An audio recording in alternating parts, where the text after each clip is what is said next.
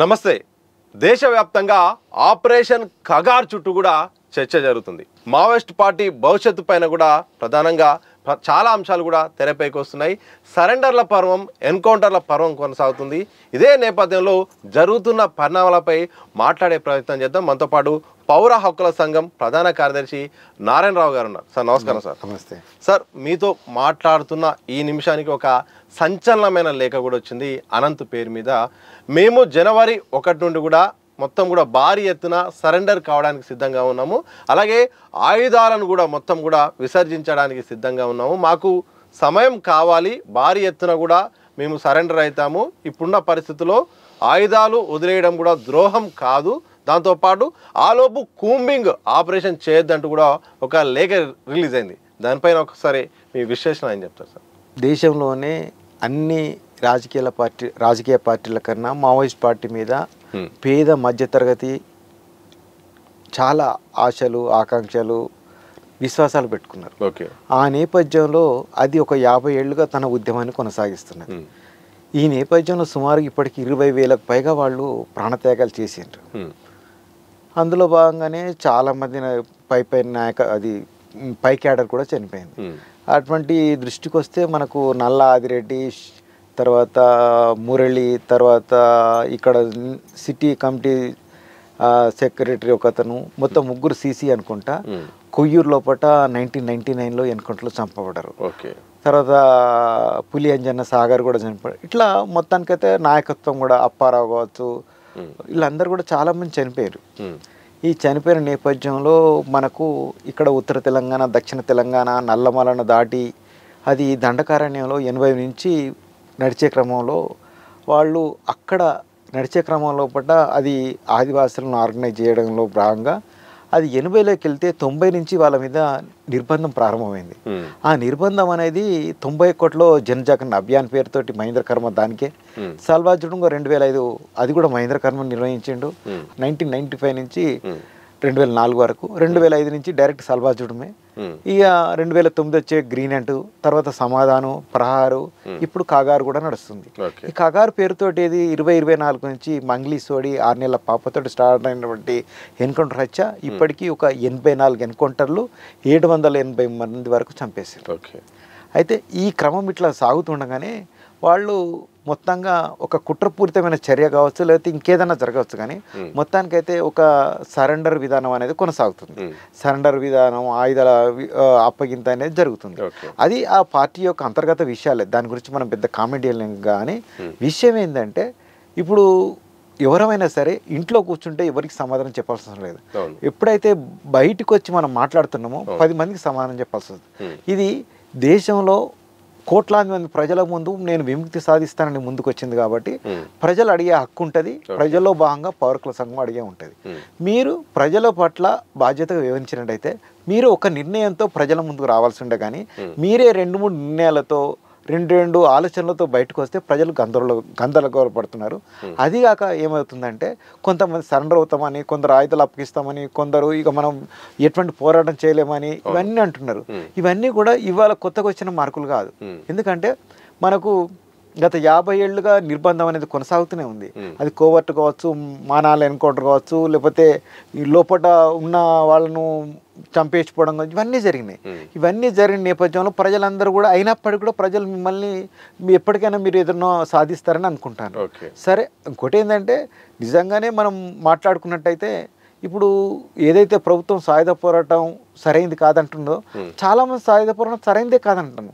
కానీ ఏంటంటే ప్రజాస్వామిక వ్యవస్థలో న్యాయ వ్యవస్థ ఉంటుంది, చట్టబద్ధ పాలన ఉంటుంది, రాజ్యాంగం అమలు ఉంటుంది. ఇవన్నీ విఫలమై అసలు ఎటువంటి హక్కులు సాధించుకోలేని స్థితిలోనే ప్రజలు అంతిమంగా రైతాంగం కావచ్చు, కార్మికులు కావచ్చు, విద్యార్థులు కావచ్చు, ఎవరైనా సరే ఒక ఆయుధంతో దాడి చేయడానికో, సాయుధంగా దాడి చేయడానికి సిద్ధపడతారు.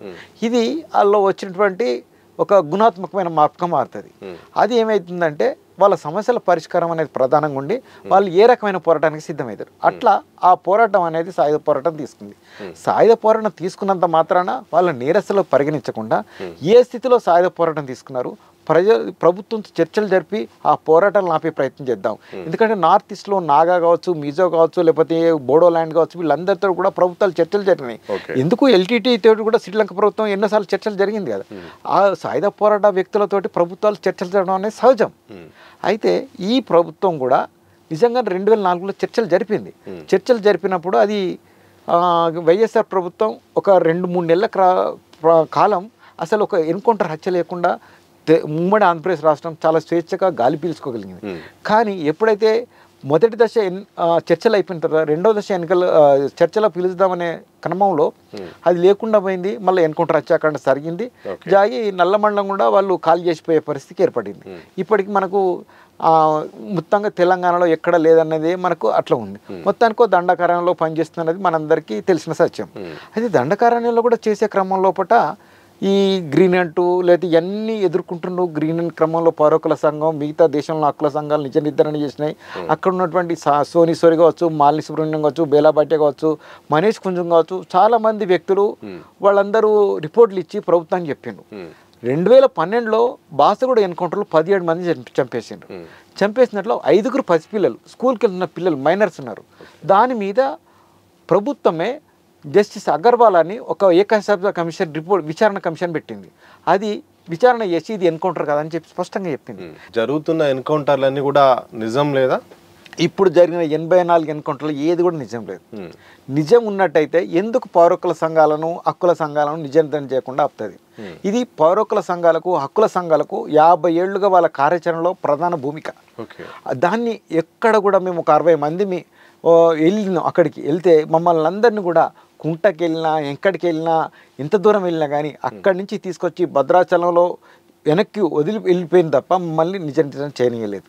ఈ స్థితిలో ప్రభుత్వం తాను చేస్తున్నది హత్యలు కాబట్టి ఎక్కడ బయటకు వస్తానని భయపడి మేము చేస్తున్న హత్యలు బయటికి రావద్దంటే అక్కడ ఉన్నటువంటి హక్కుల సంఘాలు మా ప్రాంతంలో పర్యటించచ్చో, ఎన్కౌంటర్ మీద నిజ నిర్ధారణ చేయొద్దని చెప్పి భావనతోటి మమ్మల్ని రానియకుండా చేసింది. ఈ స్థితిలో వాళ్లకు ముఖ్యంగా మావోయిస్ట్ పార్టీకి వాళ్ళు ఎన్కౌంటర్లో చంపబడ్డా లేకపోతే బుటక మినుకలు చంపబడ్డా కానీ విషయాలు కూడా బయటకు రాని స్థితిలో వాళ్లకు ఇక చనిపోవడం తప్ప గత్యంతరం లేని స్థితి ఏర్పడగా అయిపోయే క్రమంలో అందరూ కూడా ఒకే రకమైన చైతన్యంతో ఉండరు కాబట్టి ఇప్పుడున్న స్థితిలో చుట్టూ క్యాంపులు, మనం కదలేని స్థితి, పైనుంచి డ్రోన్లు, తర్వాత హెలికాప్టర్ ఫైరింగ్లు, ఇవన్నిటి నేపథ్యంలో మనం దీన్ని ఎదుర్కోలేం కాబట్టి ఇప్పుడున్న పరిస్థితుల పూట మనం బ్రతకడం ప్రధానం కాబట్టి అని చెప్పి సరెండర్ విధానం జరుగుతుందేమోనని అనుకుంటున్నాం మా ఆచరణ. అట్లా వాళ్ళు ఒకేలా నిజంగా అట్లా సరెండర్ అవుతుంటే దానికి ఎవరం కూడా మనమేం సరెండర్ అవడానికి అయితే మీరు మనకేం అభ్యంతరం లేదు. అది వాళ్ళ వ్యక్తిగత విషయాలు. కాకపోతే ఏంటంటే ఇప్పుడు ఈ అనంత లేఖను మీరైతే ప్రస్తావించారో అనంత లేఖలో మన మధ్యప్రదేశ్, మహారాష్ట్ర, ఛత్తీస్గఢ్ కమిటీలకు సంబంధించి, తర్వాత ఎస్జెడ్సీకి సంబంధించి కలిసి ఇచ్చినంటే ఇక ఇప్పుడు ఏమైపోయిందంటే మనకు ఎప్పుడైతే మల్లోజల వేణుగోపాల్, తక్కలపల్లి వాసుదేవరావు బయటకు వచ్చిన తర్వాత 2 వర్గాలైంది. తర్వాత వీళ్ళిద్దరు కూడా ఒక టోల్ ఫ్రీ నెంబర్ కూడా ఇచ్చిండ్రు. ఈ టోల్ ఫ్రీ నెంబర్తో పాటు ఇప్పుడు ఎవరైతే కాంట్రాక్ట్లో వాళ్ళను కూడా వాళ్ళు ఇప్పుడున్న పరిస్థితుల్లో మనం పోరాటం చేయలేమని చెప్పి వాళ్ళకి పరిస్థితులు వివరించి వాళ్ళు ఏమైనా డైవర్ట్ చేస్తున్నారనే అనుమానాలు ప్రజల్లో ఉన్నాయి. అయితే ఇప్పుడున్న పరిస్థితుల్లో నిజంగా ప్రజలకు సమస్యలు లేవా, నిజంగా మావోయిస్ట్ పార్టీ నిజంగా పోరాటం చేయాల్సిన అవసరం లేదా అంటే దేశంలో ఫాసిజం హెచ్చరిస్తుంది. తర్వాత ఒక ప్రజాస్వామిక ప్రశ్న లేకుండా పోయింది. ఎందుకంటే డాక్టర్ దబ్బోల్కర్ కావచ్చు, గౌరీ లంకేష్ కావచ్చు, కల్బుర్గి కావచ్చు, అది పన్సారే కావచ్చు, వీళ్ళందరూ కూడా ఫాసిజం చేతుల్లో హత్యకు గురి కాబడ్డారు. తర్వాత అసలు ఎన్ని రకాలుగా ఒక భావ ప్రకటన స్వేచ్ఛకు హక్కు లేని స్థితి ఇప్పుడు దేశవ్యాప్తంగా ఉంది. అటువంటి స్థితిలో నిజంగా ఒక పోరాడే పార్టీ ఉంటే మంచిగా ఉంటుంది. అన్ని పార్టీలు ఎక్కడో దగ్గర కార్పొరేట్లతో, పెట్టుబడులతో మిలాఖత్ అయిపోయి ప్రశ్నించే గొంతు లేకుండా చేస్తున్నారేమో. ఎందుకంటే నిన్న చూడండి, ముఖేష్ చంద్రాకర్ అనే ఒక యూట్యూబ్ ఛానల్ అతను 104 కోట్ల కుంభకోణాన్ని ఛత్తీస్గఢ్లో నాణ్యత లేని రోడ్డు వేసి 104 కోట్ల కుంభకోణం చేసిన విషయాన్ని బయటికి తీసినందుకు రోడ్లతో అతను చంపించేసి ఈ స్టెర్నాన్ని కట్ చేపించి గుండెను బయటికి తీయడం, వెనుక కిడ్నీని బయటికి తీసి 6 ముక్కలు నరకడం, ఇదంతా కూడా ఒక పాశవికత. చంపడం అనేది సరిపోద్ది కానీ ఇంత భయంకరంగా చంపడం అనేది అంటే భయపెట్టడం. ఈ భయపెట్టడం అనే స్థితిని చూస్తారా, ఇది నిజంగా పత్రికా స్వేచ్ఛ దేశంలో ఉండకూడదనే ప్రశ్న. అంటే ఈ ఛత్తీస్గఢ్ లాంటి చోట ఏదైతే పత్రికా రంగం ఉందో పత్రికా రంగం మీద అటువంటి హింస జరుగుతుందంటే ఇక ఆదివాసుల మీద ఎటువంటి హింస జరుగుతుందో చూడండి. ఇటువంటి నేపథ్యాల్లోంచి కూడా ఈ అనంత్ లాంటి లెటర్లు ప్రజలు అనుమానంగానే చూస్తున్నారు.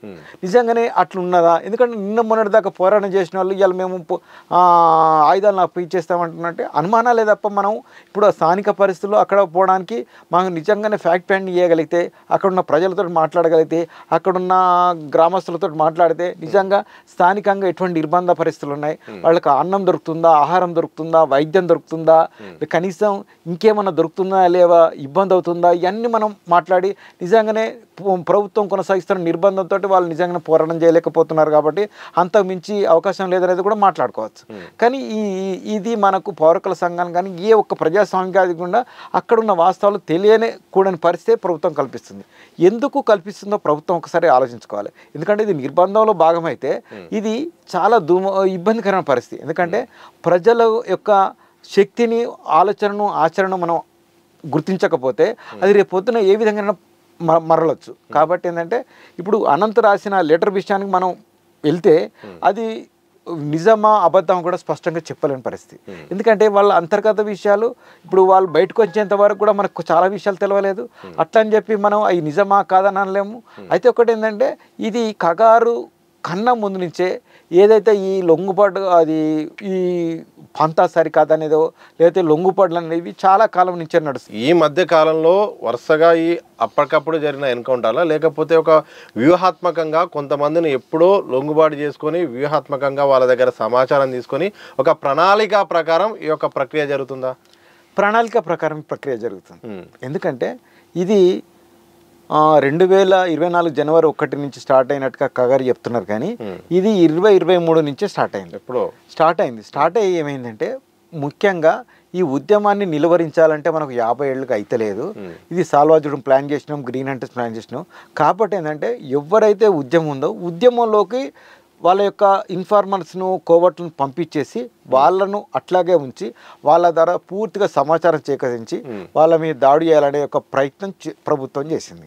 అట్లనే ఇవన్నీ ఎన్కౌంటర్లు కూడా ఇన్ఫార్మర్లు, కోవట్లతోటే జరుగుతున్నాయి. ఇంకోటి ఏంటంటే నిజమైన ఎన్కౌంటర్లు అయితే ప్రభుత్వం కూడా భయపడడానికి లేదు. నిజమైన ఎన్కౌంటర్లు అయితే మమ్మల్ని కూడా వెళ్ళనిచ్చేది, మాట్లాడించేది ఎవరు ఏందని. ఎందుకంటే ఇప్పుడు కనీసం మనకు ఈ ఎన్కౌంటర్లో తెలంగాణలో జరిగిన ప్రతి ఒక్క ఎన్కౌంటర్ మీద పౌరకుల సంఘం నిజ నిర్ధారణ చేయగలిగింది. ఎక్కడ పట్టుకున్నారు, ఇంట్లో పట్టుకున్నారా, అడవిలో పట్టుకున్నారా, లేకపోతే ఎక్కడ హోటల్లో పట్టుకున్నారా, ఎట్లా పట్టుకున్నారా అని మనం చెప్పగలిగినాం. ఆ స్థితిని ఈరోజు ప్రభుత్వం ఇవ్వలేకపోతుంది. ఎందుకు ఇవ్వలేకపోతుంది అంటే ఆ వాస్తవాలు బయటకు వస్తే ప్రజల్లో నిజంగా ఇట్లా పట్టుకొని చంపేయడం ఎందుకు. మనం ఇప్పుడు హిడ్మా ఉన్నాడు, హిడ్మాను విజయవాడలో పట్టుకున్నానని వాళ్ళు కూడా చెప్పారు, విజయవాడ వరకు వచ్చిందని చెప్పారు. విజయవాడలో నాయులు దొరికినట్టు కూడా విషయం బయటకు వచ్చింది. విజయవాడలో పట్టుకున్న వ్యక్తిని నువ్వు మళ్ళీ తీసుకుపోయి చంపాల్సిన అవసరం ఉన్నది. విజయవాడలో పట్టుకున్న వ్యక్తి విజయవాడలో ఉన్నారు, విజయవాడలో అందరు దొరికిండ్రు, వెపన్స్ కూడా దొరికినాయి అంటున్నారు. అందరిని కోర్టులో హాజరుపడితే న్యాయ వ్యవస్థ పట్లన్న ఒక నమ్మకం కలిగేది కదా ప్రజలకు. రాజకీయ పార్టీలు అనేటి వాళ్ళు చేస్తున్న ఆచరణతోటి, వాళ్ళు చేస్తున్న కుట్రలకు న్యాయ వ్యవస్థ బలవుతున్నది, పత్రికా వ్యవస్థ బలవుతున్నది, అందరూ బలవుతున్నారు. ఎందుకంటే అందరు విశ్వాసం కోల్పోతుంది. ప్రజాస్వామ్యంలో ఎవరైనా సరే అందరం విశ్వాసాల మీద బతుకుతాం. పత్రిక అంటే నిజం చెప్తాను అనుకుంటాం, అది ప్రభుత్వం అంటే నిజం మాట్లాడితే ఖచ్చితంగా ఉంటాను, న్యాయ వ్యవస్థలో న్యాయం జరుగుతుంది. ఇవన్నీ జరగనప్పుడు ఇక ప్రజాస్వామ్యానికి విలువేముంటుంది. ఇప్పుడు అందుకనే ఎన్కౌంటర్లు అనేవి అన్నీ కూడా ప్లాన్డ్గా జరుగుతున్నాయి. ఇప్పుడు ఒక దగ్గర వాళ్ళు ఉన్నారని, ఇప్పుడు మిడ్కో చూడండి, లేదంటే మోహన్ రావు చూడండి, వాళ్ళు అనారోగ్యంతో ఎన్నో రోజులుగా అక్కడ ఉన్నారు. ఉంటే వాళ్ళకు ఏదో రకంగా సమాచారం అందుకొని వాళ్ళని చుట్టుముట్టుతున్నారు. వాళ్ళు ఒక్కరిద్దరిని చంపితే సరికాదని చెప్పి వాళ్ళతో పాటు 5గురినో 10 మందిని చంపేసి ఎన్కౌంటర్గా చిత్రీకరిస్తున్నారు. మిడ్కోనైతే ఆమె ఒక్కదిగా 2 నెలలకు అక్కడ ఉంటే ఆమెను ఒక మోటార్ సైకిల్ మీద మధ్యలో కూర్చోబెట్టుకొని ఇంద్రావతి నది ఒడ్డుకు తీసుకొచ్చి చిత్రహింసలకు గురి చేసి చంపేశారు. మోహన్ రావు అయితే ఆయనకు షుగర్ ఎక్కువ ఉంది, కళ్ళు కూడా కనబడతలేవు. రమీల్ ఆయన ఒక యాక్సిడెంట్ ఇచ్చినట్టు ఆమె వాళ్ళిద్దరే ఉంటారు అక్కడ. వాళ్ళను చంపడానికి వస్తే రైతులు అడ్డం వచ్చినందుకు 5గురిని పట్టుకొని చంపేసారు రైతుల్ని కూడా. ఇంకొక విషయానికి వస్తే ముందు పోలీసు వాళ్ళు అటాక్ చేసిండ్రు. అటాక్లో 12 మంది చచ్చిపోయినారు. 12 మంది చచ్చిపోతే ఇంకో 6-8 మంది గాయాలతో దొరికితే వాళ్ళను ఆ గ్రామంలో ఉన్న సూపం దగ్గరికి వాళ్ళని తీసుకెళ్ళి బాగా కొట్టి అక్కడ చంపేసి ఈ శవాల్ని ఆ శవాల్ని వాళ్ళు తెచ్చుకున్న టాటా ఏసీలో వేసి తీసుకోవడానికి కొంతమందిని ఎంగేజ్ చేసుకొని టాటా ఏసీ వరకు తీసుకెళ్ళిండ్రు. తీసుకెళ్ళిన తర్వాత టాటా ఏసీ వరకు శవాల్ని తీసుకెళ్ళిన తర్వాత ఎవరైతే తీసుకెళ్ళినరో వాళ్ళని కూడా అక్కడ కొట్టి చంపి అందులో వేసుకొని సాక్ష్యాలు ఉండకుండా అంటే ఇంత ఈ హత్యాకాండ అనేది ఇంత అవసరమా? పౌరకుల సంఘం ఏమంటుందంటే మనం ప్రతిహింసలు చంపుడు మందాలు లేని ఒక వ్యవస్థ కావాలి, అందరం కూడా ఈ ప్రజాస్వామ్య వ్యవస్థలో స్వేచ్ఛగా సమానత్వంగా బతకాలి, ఒక దోపిడీ లేని సమాజం ఉండాలి, న్యాయపరంగా బతకాలంటున్నాం. నిజంగానే వాళ్ళు ఎందుకు పోరాటం చేసిండ్రో ఒక చర్చల ప్రక్రియ స్టార్ట్ అయింది. ఎంతసేపు సరెండర్ అవుతారా లేకపోతే చస్తారా అంటున్నది తప్ప అసలు దీని మూలం ఏంటి, అసలుకి మావోయిస్ట్ పార్టీ అసలు ఎందుకు, ఆ సమస్య ఏంటి, అసలు లోతులోకి వెళ్ళి వాటిని పరిష్కరిస్తే అసలు ఈ భావజాలను తగ్గించే ప్రయత్నం చేయొచ్చుగా, ఆ దిశగా ఎందుకు అడుగులు వాడలేవు? ఇప్పుడు 1947లో మనకు స్వతంత్రం వచ్చిందండి. అప్పటి నుంచి 67 వరకు మనకి ఏదైతే జీవనోపాధికి సంబంధించి భూమి అనేది భూస్వాముల దగ్గర, జ్యోతిదారుల దగ్గర అది వాళ్ళ దగ్గర ఉండిపోయింది.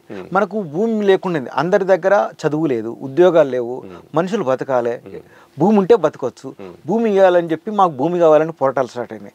అప్పుడే కదా వినోబాబేను భూదాన ఉద్యమం వచ్చింది, భూ సంస్కరణ నుంచి పోరాటాలు జరిగినాయి. ఆ క్రమంలోనే 67లో నక్సలరీ సాయుధ రైతాంగ పోరాటం బద్దలైంది. దాన్ని కూడా 1 నెల 2 నెలల్లో అంచివేసింది. ఆ తర్వాత అది 67లో అయితే 68, 69కి వచ్చి శ్రీకాకుళంలో కూడా అటువంటి పోరాటం వచ్చింది. ఈ రైతాంగ పోరాటాలు వచ్చినప్పుడు ప్రభుత్వాలు ఏం చేయాల్సి ఉండే, ప్రజలకు జీవనోపాధి సమస్య ప్రధానంగా ఉంది కాబట్టి భూ సంస్కరణలు ఖచ్చితంగా అమలు చేసి ప్రజలకు జీవనోపాధి కోసం 2 ఎకరాల 3 ఎకరాలు ఇద్దామనే ప్రయత్నం చేయకుండా అది ఆ పోరాటాలు అంచివేస్తూ వచ్చింది. ఆ పోరాటాలు అంచివేస్తే ప్రజలు ఎక్కడొక్కడ అడ్జస్ట్ అయింది తప్ప కానీ నిజంగా ప్రజలకు పరిష్కారం లేదు. జీవనోపాధి కోసం ప్రభుత్వాలు ఇప్పుడు కూడా కార్పొరేట్ కంపెనీలు అవి 100 మంది పెడతారా 10 మంది పెడతారా వాళ్ళ వేలాది కోట్ల విలువైన భూములు ఇస్తున్నారు తప్ప నిజంగా ప్రజల లోపల భూ సమస్య అనేది ఉపాధి సమస్య అనేది ప్రధానంగా ఉంది. ఆ ఉపాధి సమస్య నుంచే ఉద్యమాలు పుడుతున్నాయి. ఉద్యమాలు అవి సామరస్యంగా పుడితే ప్రజాస్వామ్యం కొనసాగితే అంతిమంగా అయ్యి ఒక సాయుధ పోరాట రూపం తీసుకుంటాయి. దాన్ని ప్రభుత్వం దృష్టిలో ఉంది. కానీ ఏంటంటే ప్రభుత్వాలు ఇప్పుడు ప్రభుత్వాలుగా లేవు. ప్రభుత్వాల లోపల కార్పొరేట్లు ఉన్నారు, పెట్టుబడిదారులు ఉన్నారు, తర్వాత వేరే దేశాల కార్పొరేట్లకో సామ్రాజ్యాలకో దళారులు ఉన్నారు. ఉండేసరికి మన దేశ ప్రజల యొక్క జీవనోపాధి హక్కు, మౌలిక హక్కులన్నీ సెకండరీ అయిపోయి మొత్తంగా ఒక దోపిడీ స్వభావం ప్రభుత్వం కూడా వచ్చేస్తుంది. వచ్చేసరికి ప్రభుత్వాలకు పార్టీలకు ఏం లాభం తప్ప ప్రజలకు ఉపయోగం ఉందా లేదా? ఎందుకంటే మన దగ్గర ఒకప్పుడు ఎన్నో పబ్లిక్ సెక్టర్ ఇండస్ట్రీస్ ఉండే, ఆ పబ్లిక్ సెక్టర్ ఇండస్ట్రీస్ అన్నీ కూడా ప్రైవేట్ అయిపోతున్నాయి. ప్రైవేట్ అయిపోయిన దాంట్లో ఇప్పుడు మొన్నటికి మొన్న మనకు 8 గంటల పనిదినం స్థానంలో 12 గంటల పనిదినం కూడా రాబోతుంది. ఈ స్థితి లోపల 8 గంటల పనిదినం కోసం కొన్ని వందల మంది ప్రాణత్యాగాలు చేశారు. 37 మంది చికాగోలో అప్పుడే ప్రాణాలు ఇచ్చి మాకు 8 గంటల పనిదినం అన్నారు. ఆ 8 గంటల పనిదినాన్ని నువ్వు 12 గంటల పనిదినాన్ని మార్చడం అంటే కార్మిక ద్రోహం కాదా? ఎందుకు మనం రైతు చట్టాలు అవి ప్రజల వ్యతిరేకం ఉన్నాయంటే అవి వెనక్కి తీసుకోవడానికి వాళ్ళు ఒక ఏడాది పాటు పోరాటం చేసి 700 మంది చనిపోతే తప్ప నువ్వు వెనక్కి తీసుకోలేదు. అంటే నీకు ఏడాది పాటు వాళ్ళు పోరాటం చేస్తే కూడా తప్పు చట్టం అనిపించలేదు. మళ్ళా పోరాటం చేస్తున్న వాళ్ళ మీద వాహనాలతో నుంచి చంపిన స్థితి కూడా ఉంది. ప్రభుత్వం ఎక్కడ కూడా ప్రజల పట్ల ఒక బాధ్యతగా వివరించడం లేదు. ఇప్పుడు కూడా ఈ ఉద్యమాన్ని మనం చూసినట్టయితే ఈ ఉద్యమం పట్ల నిజంగానే మిడ్కో హత్య వరకు మనం సరే అనుకుందాం, జరిగిన ఎన్కౌంటర్లో పట్టుకున్నాం. మిడ్కో ఎన్కౌంటర్ తర్వాత మిడ్కో డెడ్ బాడీ బయటకు వచ్చిన తర్వాత వాళ్ళు స్పష్టంగా చెప్పాను కదా, మేము చర్చలకు సిద్ధం అన్నారు. చర్చలకు సిద్ధం అన్నప్పుడు ఎక్కడో దగ్గర నువ్వు ఏవైతే 10 మంది అనుకుంటున్నావో 20 మంది అనుకుంటున్నావో వీళ్ళ వైపు నుంచి ఎంతమంది వస్తారని ఒక చర్చలకు ఎందుకు సిద్ధమైతలేవు? చర్చలకు సిద్ధమైతే నిజంగా ప్రజాస్వామ్యంలో అందరం కోరుకుంటాం ఒక ప్రాణత్యాగం ఉండద్దు, మరణాలు ఉండద్దు అని కోరుకుంటాం కదా. నిజంగానే నువ్వు మేలో కానీ మార్చిలో కానీ చర్చలకు సిద్ధమైతే ఎన్ని ప్రాణాలు బ్రతికేటి. మళ్ళీ ఇంకోటి ఏంటంటే ఇప్పుడు నిజంగా మీరు డిఆర్జీ బలగాలో సిఆర్పి బలగాలో కూంబింగ్ చేస్తున్నారు కావచ్చు, ఇప్పుడు వాళ్ళు వెళ్ళిపోయినారు అని అనుకుంటున్నాం కావచ్చు. రేపు పొద్దున వాళ్ళు బలపడ్డాక మళ్ళీ వీళ్ళ మధ్య కూడా పోలీసుల వైపు నుంచి కూడా ప్రాణత్యాగాలు వచ్చేది కదా. నువ్వు ఎందుకు ప్రాణత్యాగాలకు చేస్తున్నావు? ఎందుకంటే డిఆర్జీ బలగాలు ప్రాణాలు కావా లేకపోతే సిఆర్పిఎఫ్ కాదా? ఎవరైనా ప్రాణాలే కదా. మీరు ఒక ప్రజాస్వామిక పరిష్కారం కోసం, శాంతియుత పరిష్కారం కోసం చర్చలకు సిద్ధమైనప్పుడు నువ్వు ఎందుకు చర్చలకు ముందుకు వస్తలేవు? నీ దగ్గర హింసా ప్రవృత్తి ఉంది. హింసా ప్రవృత్తి ఏంటంటే ప్రజలు అడగకూడదు. ఇప్పుడు ఎందుకు అడగకూడదు అంటే ఇప్పుడు ఏవైతే మధ్య భారతంలో అన్ని బలగాలను పెట్టినావో ఆ బలగాలు రేపు కగారా అయిపోతారో అది ఖాళీ చేయవు. ఖాళీ చేయకుండా ఏం చేస్తారంటే ఏవైతే 225 కార్పొరేట్లకు ఎంబోయిలు కుదుర్చుకున్నాయో అది ఇనుము కావచ్చు, అల్యూమినియం కావచ్చు, బ్యాక్సైడ్ కావచ్చు, వీటన్నిటికీ ఆ కంపెనీల కాపల్దారులుగా ఆ కంపెనీల ముందు క్యాంపులు వేసి పోలీస్ క్యాంపులతోటి కంపెనీలు నడుస్తాయి. ఈ స్థితి అక్కడ రాబోతుంది. ఇప్పుడు ఏదైతే వృక్ష సంపదన మనము ఆదాని కోసం 28 బొగ్గు బ్లాగులు ఇస్తే 3 లక్షల చెట్లు నరుకుతున్నారు. 3 లక్షల చెట్లు ఇప్పటికి 2 లక్షల చెట్లు నరికేసిండ్రు. ఇంకో 1,00,000 చెట్లు నరికివేతకు గురవుతున్నాయి. ఈ ఏదైతే మధ్య భారతంలో ఈ ఆక్సిజన్ లేకుండా చెట్లు నరుకుతున్నారో దీని నుంచి ఢిల్లీకి ఎఫెక్ట్ వస్తుంది. ఢిల్లీలో ఆక్సిజన్ కొరత వస్తుంది. అంటే ఇప్పుడు ఏదైతే మొన్న ఢిల్లీలో విద్యార్థులు మాట్లాడింది కూడా అదే, వాళ్ళు ఏదో మావోయిస్ట్ పార్టీని సమర్థించినట్టు కాదు. బస్తర్లో ఏదైతే ఒక పర్యావరణ విధానం ఉందో అది ఢిల్లీలో ఎందుకు అమలు చేస్తలేరు? అక్కడ వాళ్ళు అంటున్నారు కదా కార్పొరేట్ కంపెనీలు వద్దు, అడవిని రక్షించుకుందామని చెప్పి. ఎందుకు మనకు కొన్ని బుక్లలో తెస్తుంది, ఒక గ్రామంలో గుడిసేసుకోవాలంటే ఎంత కలపగాలో అంతే కొట్టుకోవాలని చెప్పి గ్రామ సభ తీర్మానం చేస్తారు. అంతమంది అడవులు నరకడానికి గ్రామస్తులు కూడా ఎక్కువ అవకాశం లేదు. అట్లా అడవిని రక్షించుకుంటున్నారు కదా. అదే ఇప్పుడు నువ్వు కార్పొరేట్ల కోసం ఈ బొగ్గు దవ్వి మొత్తం 3 లక్షల చెట్లు నరకం చేస్తే నువ్వు బొగ్గు తీసి కరెంట్ ఇస్తావేమో కానీ ఈ వృక్ష నరికేసి బొగ్గు తీయడం వల్ల ఎంత పర్యావరణ విధ్వంసం ఉంది. పోని ఈ బొగ్గు ఎట్లా తీస్తున్నాను? అండర్ గ్రౌండ్ మైన్స్ తోటి పైన ఉండి పైన అట్లే ఉంటాయి, అండర్ గ్రౌండ్ తోటి తీయచ్చు. కానీ ఇప్పుడు అండర్ గ్రౌండ్ నుంచి మైన్స్ నుంచి బొగ్గు తీసే విధానం లేదు. అన్నీ కూడా open cast mine. Open cast అంటే పెద్ద బొందల గడ్డ. కనీసం మనకు ఎట్లుంటుంది అంటే ఇప్పుడు మనకు ట్యాంక్ బండ్ ఉంది, అందులో ఒక 10 ఓపెన్ కాస్ట్ మైనింగ్ లేదు. అంత పెద్ద ప్లేసు పోతుందంటే ఎంత పెద్ద ఎత్తున అడవి విధ్వంసం గురవుతుందో చూడండి. అందుకని ఇప్పుడు మాట్లాడుతున్నారు, మన విద్యార్థులు అడిగినట్టు, ఎందుకు ఢిల్లీలో గాలి దొరకడం లేదు, శ్వాసకి ఎందుకు ప్రాబ్లం అవుతుంది, ఎక్కడి నుంచి ప్రాబ్లం? మనకు కూడా రేపు హైదరాబాద్లో కూడా అదే ప్రాబ్లం వస్తుంది. దామగుండంలో 2 లక్షల చెట్లు నరుకుతున్నారు. ఏది నావీ రాడార్ కింద. అది ఇంకెక్కడన్నా బంజర్మూలో పెట్టుకోవచ్చు కదా. అంత ఉన్నటువంటి అనంతగిరి అడవిలో పెట్టుకోవడం వల్ల అక్కడ కూడా పర్యావరణం మనకు కూడా అదే వస్తుంది. ఈ అంతా కూడా మావోయిస్ట్ సిద్ధాంతం అనేది ఒక పర్యావరణ సిద్ధాంతంగా వాళ్ళు మాట్లాడుతున్నారు, విద్యార్థులు మాట్లాడుతున్నారు, మనం కాదు. అక్కడ పర్యావరణం బాగుంది, అమ్మాయిల మీద అత్యాచారాలు లేవు, ఆత్మహత్యలు లేవు, రైతుల ఆత్మహత్యలు లేవు. అటువంటి సిస్టాన్ని మనం ఎందుకు మిగతా ఇండియాలో మనం చేయలేదు? అటువంటి బలమైన సిస్టమ్ మంచిగా ఉన్నప్పుడు మనం మిగతా ఇండియాలో దాన్ని అప్లై చేయడానికి ప్రభుత్వానికి ఏం కష్టం వచ్చింది? ఇప్పుడు చూడండి, అసలు విదర్భ అనే ప్రాంతం మనకు దేశంలోనే అత్యంత ఎక్కువ రైతు ఆత్మహత్యలు ఉన్నాయి. ఎందుకు ఇంతకాలం కూడా రైతు ఆత్మహత్యలు ఆపలేకపోతున్నాం? ఇవన్నీ కూడా రేపు పొద్దున ప్రజల్ని తిరుగుబాటు చేయడానికో పోరాటం చేయడానికి ఒక అవకాశం కల్పించిన వాళ్ళం అవుతాం కదా. అటువంటి స్థితి నుంచి ఎందుకు ఏ ఒక్క ఆత్మహత్యకు ప్రభుత్వాలు ఒక శాస్త్రీయమైన పరిష్కారాన్ని ఎదగలేకపోతున్నాయి? ఇవాళ చూడండి, పేపర్లో విద్యార్థులు చాలా మంది చనిపోతున్నారు. ప్రతి 42 నిమిషాలకు ఒక విద్యార్థి చనిపోతున్నాడు. ఎందుకు చనిపోతున్నారు? విద్యా వ్యవస్థ లోపమా, లేకపోతే భవిష్యత్తు లేదని లోపమా? దీన్ని ఎట్లా పరిష్కరిస్తారు? ఇది కదా ప్రభుత్వాలు చేసినాయి. ఇవి చేయకపోగా ఒక పక్క ప్రజల కోసం ఒక ఉద్యమం నడుస్తుందని చెప్పి, అది ఒక సాయుధ పోరాటం తీసుకుందని చెప్పి దాన్ని అణిచివేసే ప్రయత్నం చేస్తున్నారు. వాళ్ళు కూడా అన్నారు, మీరు ఎట్లా అంటే అట్లా మనం చర్చల సిద్ధం, చర్చల కమిటీ ఉంది చంద్రకుమార్ తోటి, అఖిల భారత స్థాయిలో కవితా శ్రీవాస్తవ్ నేతృత్వంలో ఉంది, మనం కూర్చోబెడదాం, చర్చలు జరిపిద్దామన్నారు కదా. ఎందుకు కూడా చర్చలకు సిద్ధమవుతుంది ప్రభుత్వం? చర్చలకు సిద్ధపోవడంలో వెనుక కారణం ఏంటంటే, చర్చలకు సిద్ధమైతే ప్రభుత్వాలు ఏం చేస్తున్నాయి, ఎందుకు వాళ్ళ ఉన్న లోపభూష్టాలు బయటకు వస్తాయి. ఇంతకాలం ఇట్లా చర్చలు జరపకుండా ఈ చంపుడు మందాన్ని కొనసాగిస్తారు. అంటే చంపుతున్నావు, ప్రశ్నించే వాడు లేడు, సాయుధంగా దొరికిన చంపుతున్నావు, నిరాయుధంగా దొరికిన చంపుతున్నావు.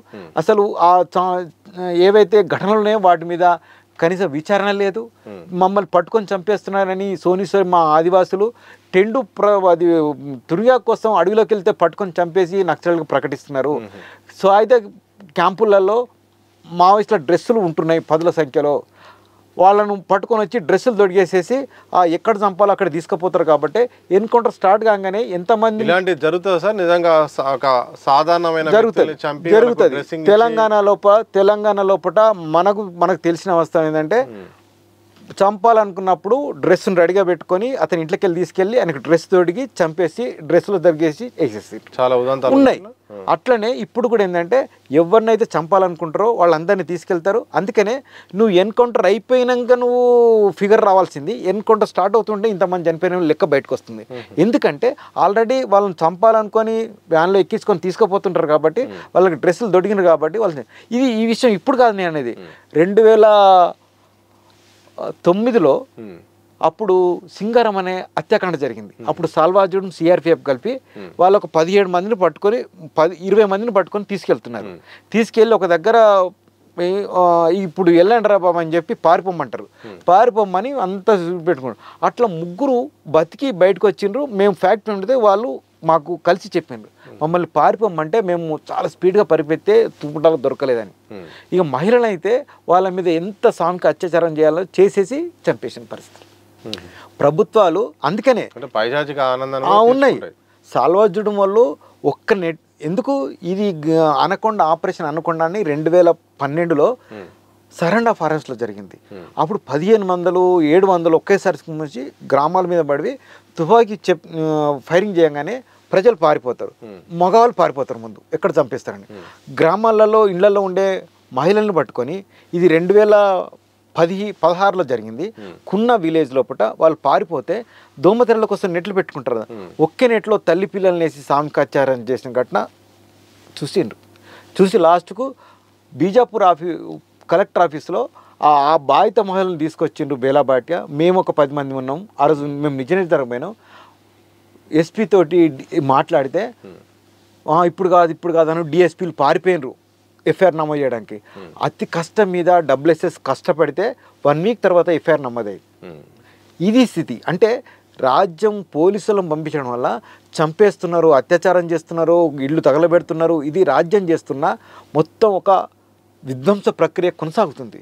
ఆ విధ్వంస ప్రక్రియ నుంచే సాల్వాజుడంలో కాలంలో 650 గుడిసెలు చనిపోయి కాలబెట్టిండ్రు.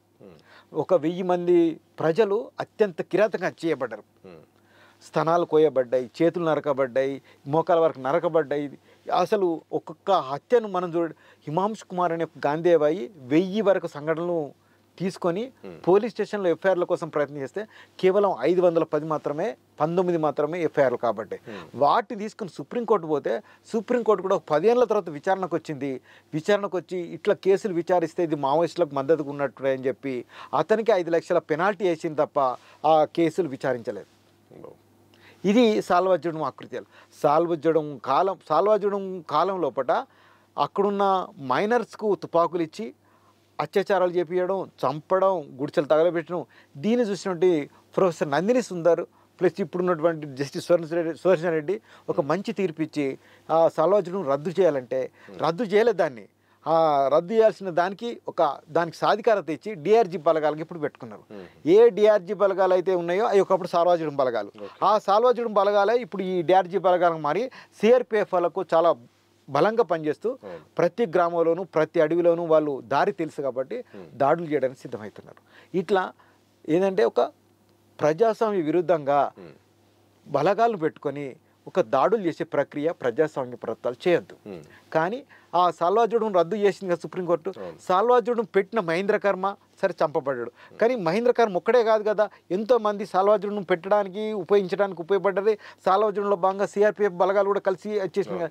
ఎందుకు ఈ 519 కేసులను విచారించలేదు? ఎందుకు అందులో బాధితులను శిక్షించలేదు? అంటే ఆదివాసీల ప్రాణాలు కావా? అంతమందిని చంపిన వాళ్ళకి ఒక్కరు కూడా వాళ్ళ గుడిసెలు అయితే దఫాలుగా 650 గుడిసెలు తగలబెట్టిండ్రు. మొత్తం అడవిలో ఉన్నటువంటి వాళ్ళందరినీ తరలించేసి కుంట, డోర్నపాల్, ఎర్రబోరు ఈ ప్రాంతాల లోపల ఒక 50,000 మందితోటి వాళ్ళకు గుడిసెలు వేపించి క్యాంపులు పెట్టించి బలవంత క్యాంపుల్లో ఉంచారు. అట్లా 150,000 మందిని క్యాంపులలో పెడితే 150,000 మంది అటు ఆంధ్రకు, ఇటు తెలంగాణకు, అటు మహారాష్ట్రకు, అటు ఒరిస్సాకు విస్థాపనకు గురైన తరలిపోయినారు. అట్లా ఆ తర్వాత కొంతకాలం తర్వాత వీళ్ళని ఉంచిండు. ఇది ఏమైతే అయిందని చెప్పి ఈ క్యాంపులకు వెళ్ళి మళ్ళీ పారిపోయి వాళ్ళ గ్రామాలు చేరుకొని పెట్టుకున్నారు. అంటే ఇది 2005 నుంచి 2025 అంటే ఒక 20 ఏళ్ళ కాలంగా ఆదివాసులు పూర్తిగా విధ్వంసానికి దాడులకు గురవుతున్నారు. వాళ్ళ జీవించే హక్కు వేటాడబడుతున్నది ప్రతి నిమిషం. ఎక్కడ కూడా ఆగలేదు. సాల్వాజుడం తర్వాత గ్రీన్ హెడ్ వచ్చింది, గ్రీన్ హెడ్ తర్వాత సమాధానం వచ్చింది, సమాధానంతో ప్రహార్ వచ్చింది. ప్రహార్లో అయితే ఎంత ఘోరం అంటే వాళ్ళు పంట నూర్చుకుంటూనే ఉంటారు. పైనుంచి హెలికాప్టర్లు వస్తాయి, హెలికాప్టర్లో గన్లు ఉంటాయి, గన్ల నుంచి ఫైరింగ్ చేస్తూ ఉంటారు. అది కొండలు కానీ చేలు కానీ అక్కడ చంటిపిడదో ఉంటే ఆమె ఏం చేయాలో అర్థం కాక ఆ చెట్టు త్వరలో పిల్లని పెడుతుంది. ఆమె పోయి ఆ చేలో దాక్కుంటుంది. ఒక ఆమె అయితే చెరువు పక్కనే ఉంటుంది కాబట్టి చేను నిడిచిపెట్టి చెరువులో దూకి కాపాడుకుంటుంది. అసలు ఈ దేశంలో ఆదివాసీలు ఎందుకు అట్లా వేటాడబడుతున్నారు? నువ్వు మావోయిస్టులను వేటాడాలనుకున్నావు, వేటాడుతున్నావు కదా ఇప్పటి నుంచి, ఎంత తీరనే. కానీ ఆదివాసుల మీద కూడా డైరెక్ట్గా నువ్వు తుపాకీ పెట్టుకొని హెలికాప్టర్లతోటి గన్నులు పెట్టుకొని దాడి చేసే విధానాన్ని ఒక 30 మంది మేధావులు గవర్నర్ పైన రాష్ట్రపతి దృష్టి కూడా తీసుకెళ్ళిండు. ప్రభుత్వం నుంచి స్పందన లేదు. అంతేందుకు ఇప్పుడు ఇన్ని ఎన్కౌంటర్ జరిగినాయి కదా, ఏ ఒక్క ఎన్కౌంటర్ మీద నువ్వు న్యాయ విచారణ జరిపించలేదు. మీకు చెప్పాను కదా 2012 బాస్కుడు ఎన్కౌంటర్ మీద అగర్వాల్ అనే సింగిల్ జడ్జి కమిషన్ అది ఖచ్చితంగా ఎన్కౌంటర్ కాదని చెప్పిండు. అంతేందుకు మన సిర్పూర్కర్ కమిషన్ దిశ ఎన్కౌంటర్ మీద కూడా 600 పేజీల రిపోర్ట్ ఇచ్చిండు జస్టిస్ సిర్పూర్కర్. దాన్ని కూడా అమలు లేదు ఇప్పుడు. ఎందుకు మన సజ్జనారు అందులో మరి నెంబర్ 1 ముదా అవుతాడా ఏమో తెలియదు, కానీ మొత్తానికైతే దాని మీద ఇంతవరకు ఎఫ్ఐఆర్ లేదు. ఇప్పుడు చంపేసి ఎన్కౌంటర్ అంటే చెల్లుబాటు అవుతుందా? ఇది ప్రభుత్వం ఇట్లా హత్యలు చేయొచ్చా? హత్యలు చేసి ఎన్కౌంటర్ అంటే అసలు ఇక మనిషి జీవించే హక్కు విలువ ఎక్కడిది? పౌరకుల సంఘం 73 ఏర్పడ్డప్పుడు కూడా ఎందుకు ఈ ఎన్కౌంటర్ల మీద ప్రధాన దృష్టి అంటే ప్రభుత్వమే చంపేసి ఎన్కౌంటర్ అంటే చెల్లుబాటు కాదు, ఇది రాజ్యాంగ విరుద్ధం. ఇప్పుడు ఈ 84 ఎన్కౌంటర్లు కూడా ప్రభుత్వమే ముద్దాయి. నువ్వు ఖచ్చితంగా వాళ్ళతో చర్చలు జరిపితే మే నుంచి ఇప్పటి వరకు ఎంతోమంది బతికేవాళ్ళు కదా, ఎందుకు నువ్వు చేస్తలేవు? నీకు కార్పొరేట్లో ఇంట్రెస్ట్ ఉండొచ్చు కావచ్చు, కాదంటలేవు. కార్పొరేట్లకు ఇంట్రెస్ట్ ఉన్నప్పటికీ కూడా 1996లో ఏదైతే పేసా చట్టం తీసుకొచ్చినామో, గ్రామసభ తీర్మానాలు తీసుకొచ్చినామో, ఆ గ్రామసభ తీర్మానాల నేపథ్యంలో 2006 అడవి హక్కుల చట్టం నేపథ్యంలో నువ్వు ఫ్యాక్టరీలను పెట్టు. ఫ్యాక్టరీలు పెట్టడానికి మనకు నేషనల్ మినరల్ డెవలప్మెంట్ కార్పొరేషన్ అనే ఒక ప్రభుత్వ రంగ సంస్థ ఉంది. దాని లిమిట్స్ పద్ధతిలో ఈ చట్ట పరిధిలో పెట్టడానికి ఉంది. ఎందుకు 2021లో సిలింగేర్ లోపల ఒక క్యాంపు పెడతానంటే అర్ధరాత్రికి వచ్చి ఇది మా ఏరియా కదా, మా ఊరు కదా, నువ్వు ఎట్లా పెడతావు, మా గ్రామసభ తీర్మానం లేదని చెప్పి ఒక ఏడాది కాలం పాటు వాళ్ళు ఉద్యమించితే ఒక నెలకే వాళ్ళను కూడా కాల్ చంపి ఎన్నుకుంటున్నారు. ఆందోళన నిరాయుధంగా చేస్తున్నారు. అందులో ఒక గర్భిణీ స్త్రీ కూడా ఉంది. చంపేస్తే ఆ నలుగురికి గ్రామస్తులు మాకు ఒక్కొక్కరికి ₹1,00,00,000 నష్టపరిహారం అడిగితే నేను 10,000 ఇస్తాను. అప్పుడు భూపేష్ బాబు ముఖ్యమంత్రి. అయితే మేము 2023లో ఏదైతే ఎయిర్ బాంబింగ్ ఉందో దాని మీద ఫ్యాక్టరీకి వెళ్ళినప్పుడు సుక్మా ఎస్పీ దగ్గరికి నేను బేలబాటియా కొంతమంది మిత్రులు అడ్వకేట్లకు వెళ్ళి అడిగితే దాని మీద మీరు ఎఫ్ఐఆర్ నమోదు చేసినట్ట చేస్తాం ఏది లేదు, ఇంతవరకు కూడా ఎఫ్ఐఆర్ నమోదు లేదు. అక్కడ ఆదివాసీ ప్రాంతాల్లో కూడా ఛత్తీస్గఢ్ ప్రాంతంలో రాజ్యాంగం అనేది అమలు కావడం లేదు. ఆదివాసులు ప్రతి నిమిషం ఏదో ఒక ఆపరేషన్ పేరుతో వేటాడబడుతున్నారు. ఇప్పుడు మనం అందరూ ముఖ్యంగా పత్రికల నుంచి మొదలు పెడితే ప్రజాస్వామ్యం అందరూ గొంతెత్తాలి. ఈ కగార్ అనేది వాళ్ళు సరెండర్ అవుతారా, ఆయుధాలు ఇడ్చి పెడతారా అనేది కూడా ప్రశ్న కాదు. ముఖ్యంగా ఆదివాసులు జీవించే హక్కు ఏమవుతుంది? సోనిశ్వరి ప్రశ్నిస్తున్నది. ఇప్పుడు నిజంగానే తక్కలపల్లి వాసుదేవరావు కావచ్చు, మల్లదుల వేణుగోపాల్ కావచ్చు, వాళ్ళు వెళ్ళిపోయినారు. కానీ మేము పోరాటానికి సిద్ధమై ఉన్నాం, మా చట్టాలు అమలు తెలియవు, మాకు జీవించే హక్కు లేదు, మాకు జీవనోపాధి హక్కు లేదని చెప్పి ఆదివాసులు సిద్ధమై ఉన్నారు కదా, వాళ్ళు ఏం కావాలి ఇప్పుడు? మాకు హక్కులు ఎట్లా వస్తాయి? మరి మాది కూడా ప్రశ్నే కదా. అంతేందుకు ఇప్పుడు ఇంతమంది 2,000 పైగా సరెండర్ అయినరు. ఏది ఆ నార్ముడే. కానీ ఇప్పుడు సాయుధంగా కూడా సరెండర్లు అవుతున్నాయి. వీళ్ళందరినీ నిజంగా మీరు విలేజ్లోకి పంపించారా? ఎందుకు మీ క్యాంపుల్లోనే ఉంచుకున్నారు ఇప్పటికీ? ఇది ఒక మౌలికమైన ప్రశ్న కదా. నువ్వు సరెండర్ అవ్వడం అంటే అతన్ని సరెండర్ చేయించుకున్న తర్వాత అతను జీవించడానికి అవకాశం కల్పించాలి. కానీ నీ క్యాంపులనే పెట్టుకుంటే అది సరెండర్ అవుతుందా? మరి మీ ఆధీనంలో పెట్టుకున్నాక మీ స్వేచ్ఛగా ఉన్న బంద్యా జైలు కాదు, క్యాంపులో ఉంటాడు కానీ బయటడానికి పోలేదు, కానీ సరెండర్ అది. ఇది చాలా ఆందోళనకు పడాల్సిన విషయం. ముఖ్యంగా ఏంటంటే మనకు డిఆర్జీ బలగాలని సాల్వాజుడు ఇచ్చినాయని తెలుసు. మరి ఇప్పుడు మహిళా మావోయిస్టులు సరెండర్ అవుతున్నారు, ఆయుధాలతో కూడా సరెండర్ అయినారు. వాళ్ళందరినీ క్యాంపులో పెట్టుకున్నారు. రేపు పొద్దున వాళ్ళ భవిష్యత్తు ఏంది? ఎందుకంటే సాల్వాజుడు అనేది చాలా దుర్మార్గమైన విధానం అవలంబించారు మహిళల పట్ల. ఇప్పుడు డిఆర్జీ బలగాలు కూడా ఆ విధంగా చేస్తున్నారని మనకు దృష్టిలో ఉన్నది. మరి రేపు పొద్దున ఈ బలగాలు వాళ్ళను చాలా గౌరవంగా జీవించే హక్కును కాపాడుతూనే మనం అనుకోగలుగుతామా? ఆ స్థితిలో మరి రేపు పొద్దున ఛత్తీస్గఢ్ ఆదివాసుల భవిష్యత్తు ఏంది? ఇప్పుడు హిడ్మా ఎందుకు ఇంత ఫేమ్ అయిండు? హిడ్మాది కూడా అతన్ని మీరు విజయవాడలో పట్టుకొని తీసుకెళ్లి చంపేసాను. ఒక ఆదివాసీ అయినంత మాత్రాన హిడ్మా గురించి నిజంగా ప్రశ్న అడుగుతాను సార్. హిడ్మా గురించి ఏం జరిగిందంటే ఫస్ట్ అయితే హిడ్మా ఒక దగ్గర ఉన్నాడు, కొంతమందితో ఉన్నారు. ఇక హిడ్మా అరెస్ట్ కాబోతుందని వార్తలు వచ్చినాయి.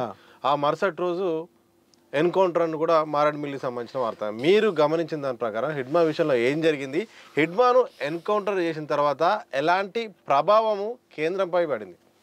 హిడ్మాను వాళ్ళు ఇచ్చిన ప్రకటన ప్రకారం అయితే నవంబర్ 15 తారీఖునే విజయవాడలో అరెస్ట్ చేసిందని తర్వాత ఒక రోజు 2 రోజుల చిత్రహింసలకు గురి చేసి 17వ తారీఖు నాడు మారేడుమిల్లి తీసుకెళ్ళిండని, మారేడుమిల్లిలో సాయంత్రం చంపేసి 18 నాడు ఉదయం ఎన్కౌంటర్గా ప్రకటించిందని అయితే అందుతున్న సమాచారాలు.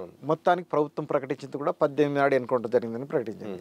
అయితే ఏదైతే ఇప్పుడు ఇంతమంది ఆయుధాలతో దొరికిండ్రు ఇట్లా దొరికిండ్రు అనుకున్నప్పుడు అందరు కూడా విజయవాడలో ఉన్న విషయం స్పష్టమే. ఇంకోటి ఏంటంటే ఇప్పటికైనా సరే ప్రజలకు అందరికి ఉన్న విశ్వాసం ఏంటంటే మావోయిస్ట్ పార్టీ అబద్ధం చెప్పాల్సిన అవసరం లేదు, అది నిజం చెప్తుంది, ప్రజల పట్ల బాధ్యత ఉంటుంది కాబట్టి అవును మమ్మల్ని పట్టుకుంటే పలానా దగ్గర పట్టుకున్నారని చెప్తారు కాబట్టి హిడ్మాను విజయవాడలో పట్టుకుందని చెప్తుంది. నిజంగానే హిడ్మాను పట్టుకున్న తర్వాత అతను నిజంగా కోర్టులో హాజరుపరచాల్సి ఉండే. అయితే ప్రభుత్వాలకు మన న్యాయ వ్యవస్థ పట్ల లేకపోతే ప్రజాస్వామ్యం పట్ల అసలు విశ్వాసం లేదు. నిజంగానే ఇతను నేరస్తుడే, మేము కాదనం, సరే మీరు అన్నప్పుడు నిషేధిత పార్టీ ఇతను చాలామంది డిఆర్జీ బలగాలను చంపిండు, సిఆర్పిఎఫ్ని చంపినారు మీరు చెప్తున్నారు కదా, అన్ని కేసుల మీద విచారణ చేద్దాం, చేసి న్యాయ వ్యవస్థ ఎటువంటి తీర్పు చెప్తే దాన్ని చేద్దాం, అది కదా. అట్లా కానీ మీ అదుపులో ఉన్నాడని చెప్పి చిత్రహింసలకు గురి చేసి చంపేసి ఎన్కౌంటర్గా ప్రకటించే అధికారం మీకు ఎవరిచ్చారు? ప్రభుత్వానికి ఆ అధికారం ఎక్కడిది? ఇప్పుడు ఎవరినైనా సరే మీరు కొంతమంది చూడండి పోలీస్ స్టేషన్లలో ఏ దొంగ దొరకపోతే వాళ్ళ అన్నని పిలిచి రాకపోతే నిన్నే ఎన్కౌంటర్ చేస్తామని బెదిరిస్తున్న సందర్భాలు ఉంటున్నాయి. ఎందుకంటే ఎన్కౌంటర్ అనేది మనం ఈ దిశ విషయంలో చూడండి, ప్రజలు ఎన్కౌంటర్ చేయమని కోరుతున్నారు. అంటే ఎన్కౌంటర్ అంటే ఏంది? చంపేయమని. అంటే ప్రజల్లోకి ఎన్కౌంటర్ అంటే ఎంత ఈజీగా వెళ్ళిందంటే పలానా వ్యక్తిని చంపడానికి ఎన్కౌంటర్ మీరు వాడుతున్నారు, అది మేము నమ్ముతున్నాం కాబట్టి పలానా వాడు నేరస్తుడు కాబట్టి చంపేయండి అని చెప్పి ప్రజలు చెప్తున్నారు. అంటే మీరు ఎన్కౌంటర్ అని ఎదుర్కోవాలని ఇప్పుడు కొత్తగా చెప్పాల్సిన లేదు, మీరు చంపడమే ఎన్కౌంటర్గా చంపుతున్నారు అన్నప్పుడు మీరు అసలు సరి చేసుకోవాల్సింది ఏంటంటే రాజ్యాంగం మీరు చంపడా హక్కు మీకు ఇవ్వలేదు, మిమ్మల్ని ఒక నేరస్తుగా ప్రజలు గుర్తిస్తున్నారు, అక్కడ మీరు రెక్టిఫై కావాలి. ఏంది మేము చంపేసి ఎన్కౌంటర్ ప్రకటిస్తున్నామనే కదా ప్రజలు కూడా మిమ్మల్ని ఏమి డిమాండ్ చేస్తున్నారు, ఎన్కౌంటర్ చేయండి అంటున్నాడు. మొన్నటికి మొన్న అదేంది మన ఐబొమ్మను కూడా ఒక నిర్మాత పేరు సరిగ్గా గుర్తులే కానీ ఆయన ఎన్కౌంటర్ చేయాలని, అంటే ఎన్కౌంటర్ చేయడం అంటే ఏంటిది? చంపేమని కదా. అంటే పోలీసులు ఇట్లా చంపేస్తున్నారు, ఎన్కౌంటర్ పేరుతో చంపేస్తున్నారు కాబట్టి ఐబొమ్మ రవిని కూడా చంపేయండి అన్నారు. అంటే ఎక్కడ దాకా పోయిందంటే ఓ వ్యక్తిని చంపాలంటే ఎన్కౌంటర్ చేయండి అంటే చంపేయండి. అంటే పోలీసు వ్యవస్థ, రాజ్యాంగము, శాసన వ్యవస్థ, పాలకులు సిగ్గుపడాల్సిందంటే మమ్మల్ని హంతకులుగా చూస్తున్నారు, మేము ఇట్లా హంతకులు చేస్తామట, మనకు న్యాయ వ్యవస్థ పని లేదు, చంపేసి ఎన్కౌంటర్. అంటే ఒక సినీ నిర్మాత, ఒక సినిమాలు తీసే నిర్మాత ఇంత పబ్లిక్గా ఎన్కౌంటర్ చేయండి అంటే అసలు ఈ సినిమా రంగానికి వాళ్ళు కూడా ఆలోచించుకోవాలి. న్యాయ వ్యవస్థ అనేది లేదుగా. అంటే ఏ వ్యవస్థలో మనం మాట్లాడుతున్నాం? అట్లా వెళ్ళిపోయింది. మనకు పడనోడు లేకపోతే చాలా దుర్మార్గుడు కనిపించినాడు ఎన్కౌంటర్ చేసేయండి. అటువంటి అప్పుడు న్యాయ వ్యవస్థ ఎందుకు? ఇక పౌరకుల సంఘం ఈ ఏవైతే అన్ని మన పరువు వచ్చలైనా సరే లేదా లాకప్ డెత్తులని ఎందుకు మాట్లాడుద్దంటే లాకప్ డెత్తులలో అతను నేరం చేసిండా చేయలేదని నువ్వు న్యాయ వ్యవస్థ తీర్పు చెప్తుంది. కానీ నువ్వు చిత్రహింసలను పెట్టి చంపేసేసి నేను ఏదో నీకు సస్పెండ్ అవుతావు తప్ప కానీ ఒక జీవించే హక్కును తీసే హక్కు నీకు ఎక్కడిది? నువ్వు అట్లా కాదు, డైరెక్ట్గా పోలీసులు బెదిరిస్తున్నారు. అది నా బాధ. నువ్వు పలానా వ్యక్తి దొరకపోతే, పరాల నుండి దొరకపోతే మీ అన్నని తీసుకుపోయి చంపేస్తాం లేదా నిన్ను చంపేస్తాం అని బెదిరిస్తున్నారు. తప్పొప్పుకోకపోతే నేను ఇంట్లో చేస్తాం. ఇదంతా కూడా ఎట్లుందంటే రేపు పొద్దున ఎన్కౌంటర్ అనేది సర్వసాధారణం అయిపోయింది. ఎన్కౌంటర్ అంటే నక్సలైట్లు, ఉద్యమకారులు ఎదురుపోయిపోయింది. చంపాలంటే ఎన్కౌంటర్. ఇప్పుడు ప్రభుత్వం కూడా ఈ 84 ఎన్కౌంటర్లో కూడా చుట్టుముట్టింది, వాళ్ళకి ఇన్ఫర్మేషన్ తీసుకుంది, కోవట్ల ద్వారా ఇన్ఫర్మేషన్ తీసుకుంది. ఒక్కొక్కసారి 15,000 బలగాలు, 20,000 బలగాలు, కర్రెగుట్టలు అయితే ప్రభుత్వం ప్రకటించే 25,000 బలగాలు, 25,000 కర్రెగుట్టలను చుట్టుముట్టి పైనుంచి డ్రోన్లతో బాంబులు, హెలికాప్టర్లతో ఫైరింగు, వీటన్నిటిలో అప్పటికి 32 మంది చచ్చిపోయారు. అందులో ఎవరో రవి అని డాక్టర్ కూడా చనిపోయింది అని చెప్పి పేపర్లో వచ్చింది.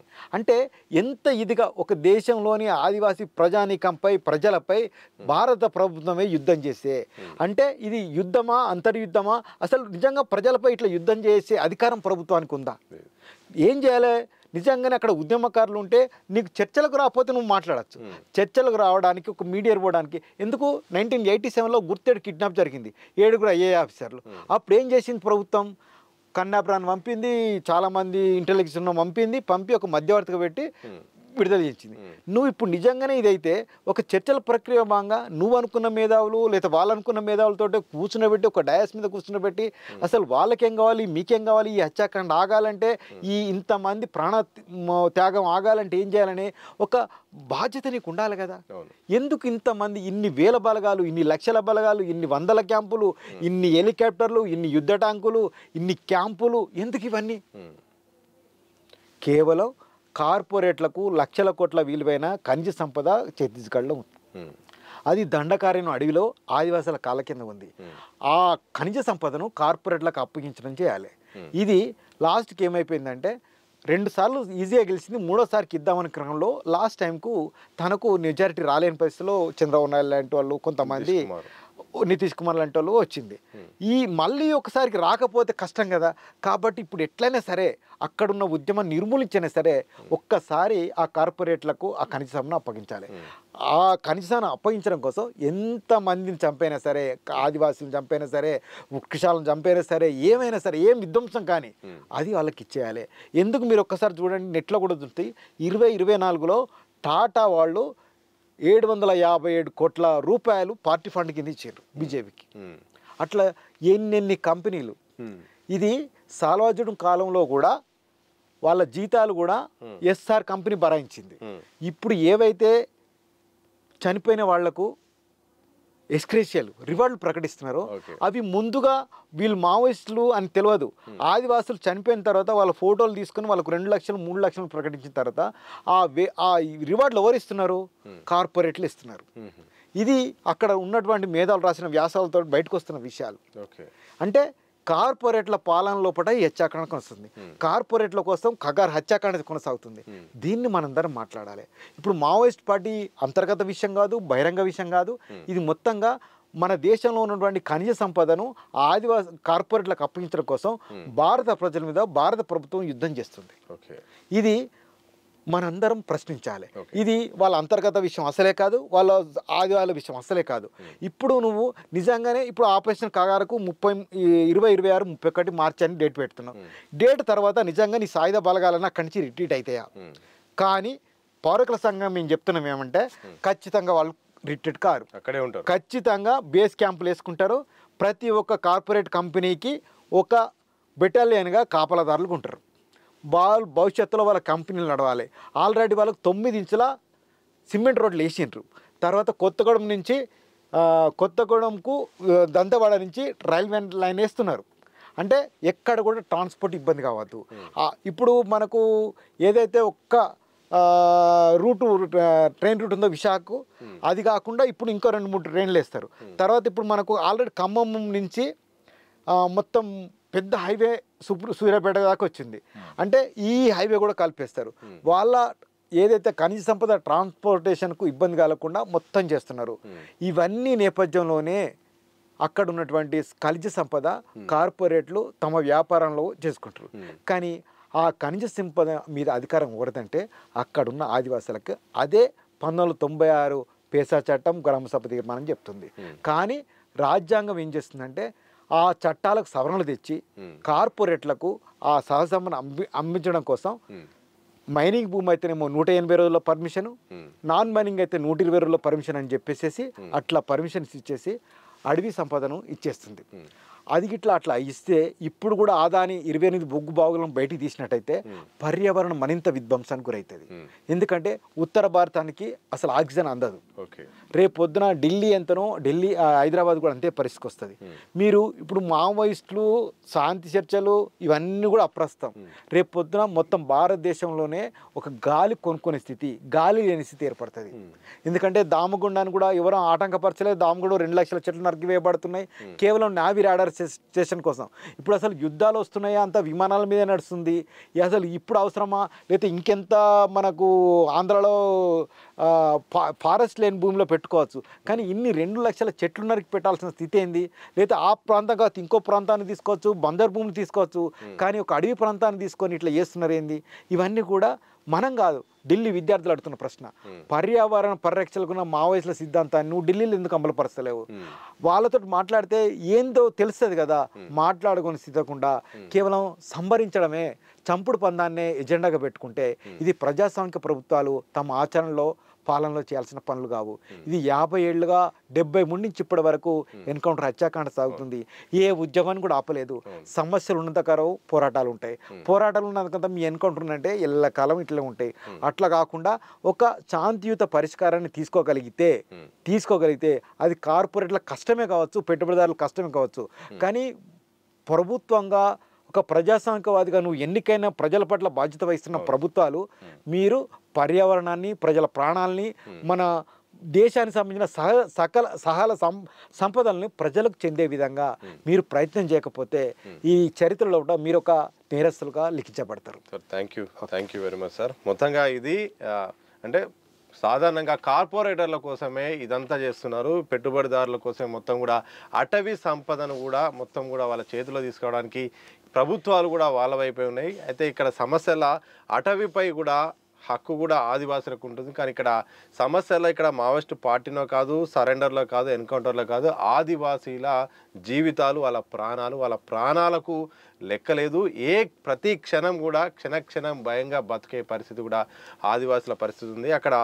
అక్కడ పౌర హక్కులు అయితే మాత్రం అమలు కావట్లేదు. ఇది కూర్చొని మాట్లాడుకుంటే అయిపోయేదాన్ని దీన్ని సరెండర్ అవుతారా చచ్చిపోతారని ఒక కారణం చెప్పి వెళ్తున్నారు తప్ప అసలైన సమస్య ఎక్కడ ఉంది, దీన్ని శాంతి చర్చల ద్వారా పరిష్కారం అయితే కానీ ఆ దిశగా ప్రభుత్వాలు మాత్రం అడుగులేయట్లేదు. అడుగులేనంత కాలం ఎంతకాలం ఈ కగార్లు జరిగినా, ఎంతకాలం ఈ ఎన్కౌంటర్ జరిగినా, ఎంతకాలం ఒక ఉద్యమం పోతే మరో ఉద్యమం పుట్టుకొస్తుంటుంది. ఇదైతే సమస్యలైతే ఆగో, సమస్యల పరిష్కారం కోసం ప్రభుత్వాలు ఆలోచించాల్సిన అవసరం ఉందని కూడా పౌర హక్కుల సంఘం రాష్ట్ర ప్రధాన కార్యదర్శి గారైతే నారాయణరావు గారు అయితే మాత్రం విశాలంగా వారి ఈ సందర్భానికి సంబంధించిన విశ్లేషణ అయితే మాత్రం ఒక పూర్తిస్థాయి ఇంటర్వ్యూ ద్వారా చెప్పే ప్రయత్నం చేశారు. చూస్తూనే ఉండండి దిశ టీవీ.